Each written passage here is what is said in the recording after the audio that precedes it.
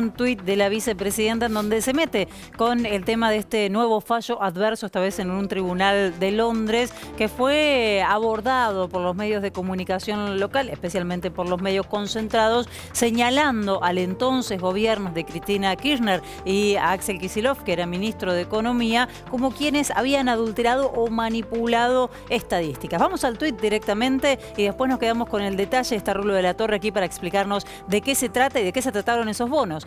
Precisa y objetiva descripción de los hechos, que no solo desarma otra mentira de Clarín, sino que desnuda algo más grave. Los fondos buitres siempre obtienen sentencias de tribunales extranjeros que nunca se ajustan a derecho, pero sí a darles rentabilidades extraordinarias. Y esto, más allá que la referida sentencia no es definitiva y va a ser apelada por el país, refleja la verdadera tragedia histórica de Argentina. Su endeudamiento financiero y Clarín jugando, como siempre, para afuera, dice Cristina Kirchner. Y lo que comparte es un hilo que vamos a leer completo y después, en todo caso, explicar, de Pablo López, que además de economista y docente, es ministro de Hacienda y Finanzas de la provincia de Buenos Aires. Él comparte lo que hoy Clarín pone en la tapa y dice: el que miente es Clarín, como ya explicamos. El juez no concedió este argumento ni que hubo mala fe de Argentina. Les dio la razón con un tecnicismo indefendible. Por una interpretación de la cláusula de los bonos, sostiene que el país debió haber pagado aún creciendo menos del 3%. Y ahí vemos el artículo justamente.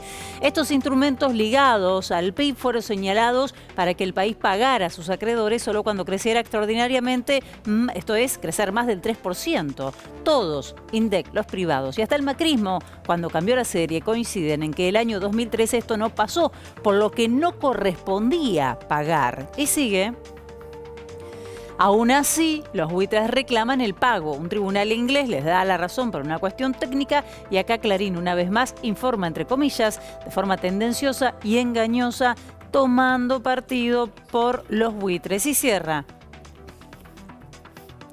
Dice Pablo López: pagar hubiera sido ilógico y contrario al espíritu del instrumento, que era pagar si el país crecía de manera extraordinaria. Lo que quieren los buitres, y el juez concede insólitamente, es que se pague aunque el país no creció. Es escandaloso. Bueno, ahí está con claridad expuesta la postura de Argentina, ¿no?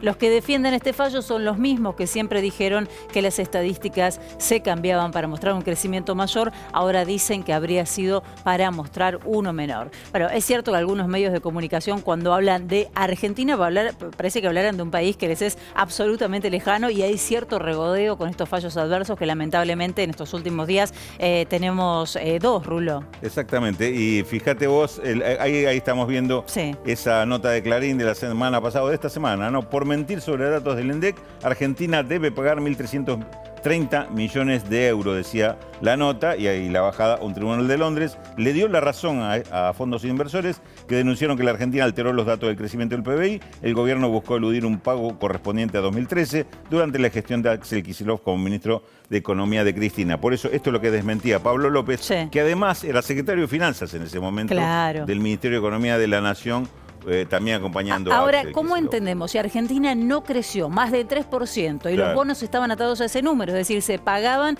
se había un crecimiento extraordinario, ¿qué entiende el tribunal y por qué le ordena pagar a la Argentina? Lo que entiende el tribunal, que la demanda que hacen los fondos buitres diciendo que igual les correspondía, porque era una condición que habían tomado al comprar los bonos, igual les hubiera correspondido porque el crecimiento estuvo cerca de eso, o Argentina logró la meta de altos niveles de crecimiento todos esos años.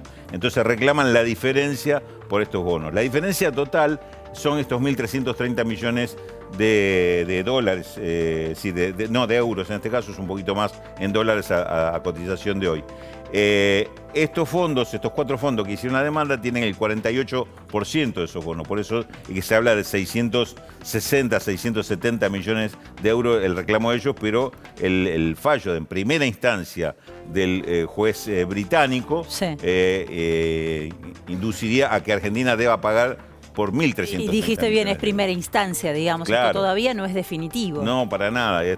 Argentina tiene la facultad de apelación. Esta es una primera instancia que, aparte, como explica Pablo López, es una instancia que se toma fundamentalmente de una interpretación que hace el juez sobre los derechos que reclaman los fondos buitre y le da la razón a esa interpretación, pero Argentina tiene mucho para decir sobre este tema que hasta ahora no ha tenido la oportunidad de decirlo ante esos tribunales. Ahora, ¿es casualidad que salga primero el fallo con estos fondos especuladores de YPF y unos días después salga este fallo en Londres? Estamos hablando de Nueva York y de Londres, ¿no? Te doy una explicación que es un dato concreto objetivo, después te doy una interpretación. Dale. El dato concreto y objetivo es que los fondos buitre se dedican a eso. En el caso de YPF es más claro porque ni siquiera el fondo de inversión que hace el juicio estaba como accionista de YPF en ese momento, sino que compra los derechos del juicio al grupo Petersen, que es un grupo argentino de la familia Eskenazi.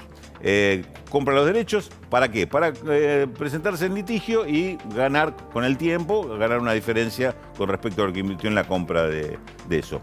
¿Dónde recurren? A los tribunales que ya saben que le van a responder a favor. Y en ese caso fueron los tribunales de Nueva York, no casualmente el mismo tribunal que estaba Tomás Griesa al frente, el famoso Tomás Griesa de los fondos buitre de la época de la disputa con el gobierno de Cristina. Ahora la jueza se llama Loretta, que es la querida de las causas. Loretta Presca es quien reemplazó a Griesa a su fallecimiento y sigue con el mismo criterio. Es el Tribunal del Distrito Sur de Manhattan, Nueva York, Estados Unidos. En este caso es un tribunal de Londres que sigue el mismo criterio. Estos fondos, que son algunos son ingleses, otros Estados Unidos y de otros países de Europa también, van a ese tribunal porque saben que ahí tienen un juez que está esperando esos fallos para votarlos a favor. La interpretación que sí hago yo, y esto ya no es tan objetivo como lo que acabo de explicar, es que evidentemente hay momentos políticos en que estos fallos empiezan a salir porque dicen es el momento de atacar a Argentina. Es un año electoral, la duda con el Fondo Monetario Internacional, o sea, un montón de elementos justo ahora. Hay una cuestión que no debería pasar de vista nunca políticamente en Argentina. Estados Unidos e Inglaterra, y más precisamente Nueva York y Londres, son centros del poder financiero mundial. Ahí hay una especie de establishment financiero muy fuerte, muy duro, que son los que hacen este tipo de accionarios. Se defienden entre ellos, tienen jueces que los defienden a ellos, defienden sus intereses, y son muy agresivos con los países donde piensan que pueden hacer buenos negocios y sacarle plata fácil.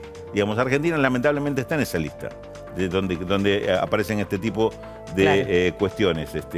Justamente una de las empresas que ahora están en la primera plana de los diarios, porque ayer le incendiaron las oficinas en Francia, BlackRock, es uno de estos fondos buitre, uno de los más poderosos del mundo y uno de los principales acreedores de la deuda argentina cuando hubo que negociar, y uno de los más duros además.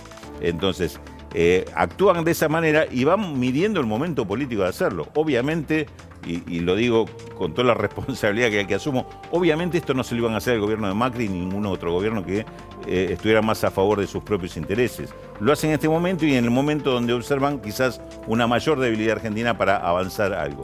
Fíjate vos lo que pasó con el tema de Cristina Kirchner y el cambio de gobierno en ese momento. Hicieron una disputa donde Axel Kicillof fue la víctima, muy dura durante todo ese gobierno. ¿Para qué? Para que en abril de 2016, cuando ese gobierno ya no estaba y vino un nuevo gobierno, le pagó de inmediato.